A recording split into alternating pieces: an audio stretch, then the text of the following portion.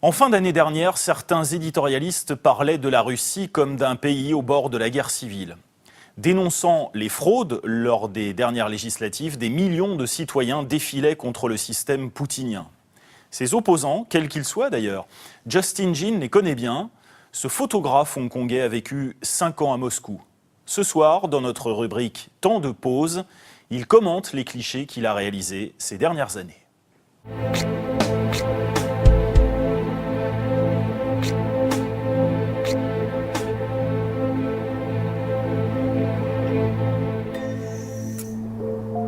J'ai vécu pendant 5 ans à Moscou, de 2006 à 2011, et pendant ces 5 ans, j'ai vu comment la richesse et le pouvoir étaient de plus en plus concentrés entre les mains d'un petit groupe de personnes.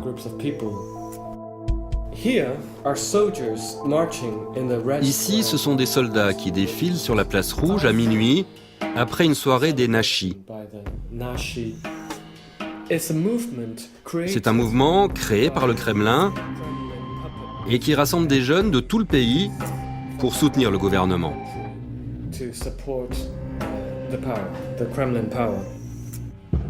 Là, ce sont des néo-nazis qui manifestent dans le centre de Moscou.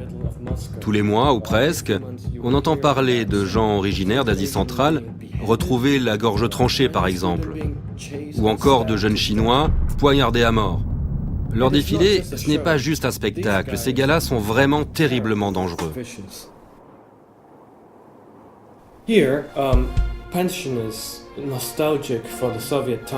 Ce sont des retraités nostalgiques du communisme. Ils brandissent des portraits de Staline, de Lénine ou de Karl Marx. Ces militants communistes représentent une forte base pour les mouvements d'opposition parce qu'au temps du communisme, ils n'avaient pas d'argent, mais personne n'avait d'argent. Alors que maintenant, il y a beaucoup d'argent, mais seulement pour une poignée de gens qui vivent autour de Moscou.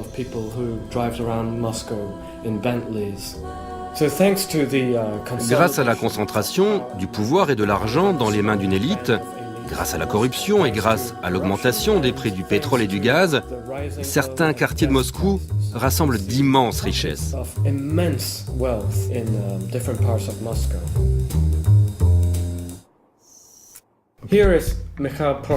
Mikhail Prokhorov est l'un des hommes les plus riches de Russie et du monde, bien sûr.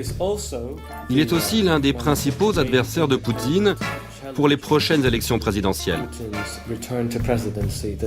Mais en fait, personne ne sait s'il est réellement un opposant ou s'il a été installé là par le Kremlin pour jouer le rôle d'opposant.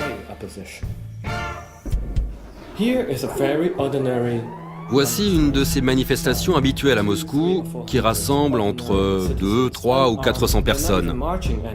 Elles ne défilent pas, elles restent en ville en criant des slogans comme « Russie sans Poutine » ou « Russie sans corruption ».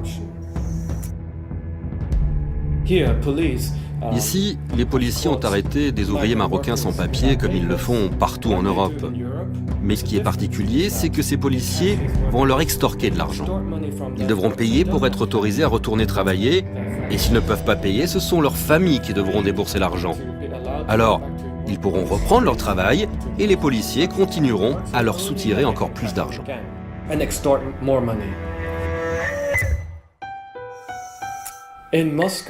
À Moscou, on a l'impression de vivre en permanence dans le monde utopique, irréel des gens riches, très riches. Mais dès que l'on sort de la ville, dès que l'on fait 20, 30 ou 40 kilomètres hors de la capitale, on tombe vraiment de haut. On découvre une terre de désespoir, de dégradation, une régression économique. C'est un pays avec d'immenses ressources et de richesses, et pourtant aussi tellement handicapé par l'alcool et la corruption.